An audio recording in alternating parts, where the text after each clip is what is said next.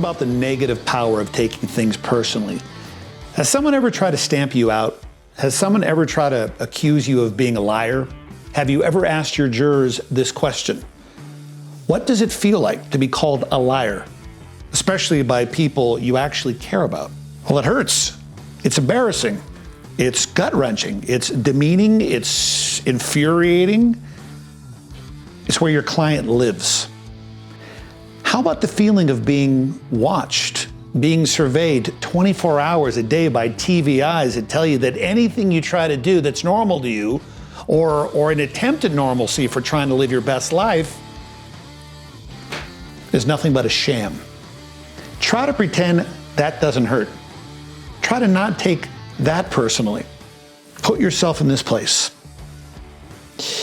When I talk about the need for lawyers to take things more personally, I often hear the familiar pushback. Jesse, I take everything personally, and it makes me angry. It puts me in a position where I feel I have to prove my righteousness constantly, which eventually leads to burnout. How does that help me? Well, it doesn't. That kind of taking things personally, it tanks you. This often leads to what I call the comeback kid syndrome. It's the I'll prove it to them mindset. I'll show them. They'll doubt me, so I'll show them. The operative word here is them. This is dangerous thinking because it sets you up for external validation from others and does not tap into the positive power of seeing yourself as the underdog in a way that works for you rather than against you. They still have the power when you're trying to prove yourself to them. So let's talk about the positive power of taking things personally. I'm thinking of one of the most memorable scenes from the movie The Shawshank Redemption. You got Morgan Freeman's character, Red, and he's up for parole. For years, he's been telling the panel what he thought they wanted to hear, trying to prove that he had been honest and sincere, no questions whatsoever, rehabilitated. But this time, he's had enough.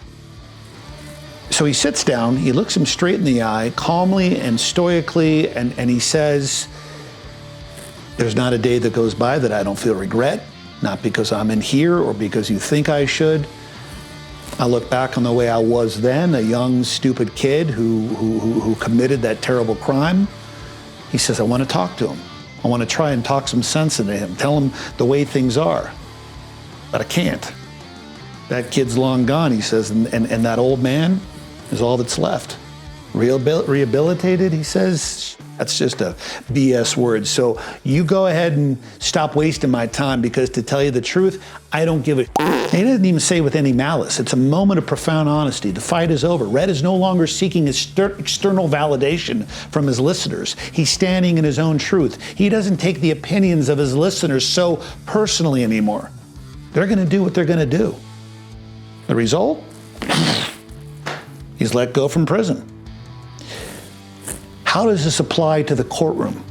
What does it look like when you let go of your need to win your jurors over or try so hard to explain your case that it's information overload from your listeners? What does it look like when you don't have to bludgeon them with your anger?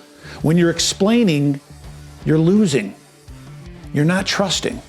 What would it look like if you trusted that they're the ones who need to be angry? You're either going to let me go or let me rot here, Red is saying. And in the courtroom, you're saying, look, you're either going to believe I'm full of crap or you're not. This is radical trust. This is how you build massive credibility and trust in the courtroom. Be like Red. Credibility is king in the courtroom. How do you create that credibility? What if instead of trying to be the good guy or gal with your jurors and trying so hard to differentiate yourself from who you believe is the real villain in this case, you challenge the jurors, you be the devil's advocate, and even scrutinize your own witness during trial more intensely than the defense? Jurors, they might find themselves questioning which side you're on, and that's a positive outcome. I'm thinking of one of the best compliments that came from after trial when the jurors said to me, We didn't know which side the plaintiff's lawyer was on at first when they were really tough on their own witness. Which side was your on? That's a good thing. That's what you want to hear. You need to be that person from the very beginning of trial. In fact, long before you even enter the courtroom, beginning with you. Embrace the suck.